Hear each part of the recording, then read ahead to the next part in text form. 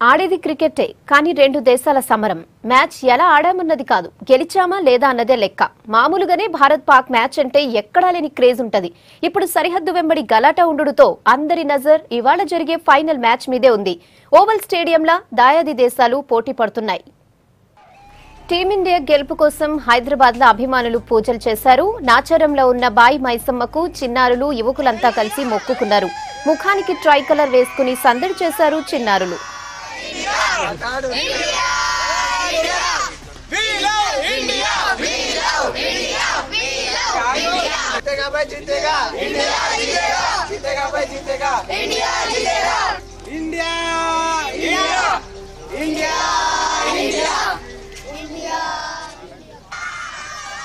team India గెలుపు కోసం తిరుమలల cricket అభిమానులు పూజలు చేశారు స్కూల్ పిల్లలు జాతీయ జెండాతో ర్యాలీ చేశారు ఛాంపియన్స్ ట్రోఫీలో ఇండియా గెలవాలని వెంకన్నను దర్శించుకున్నారు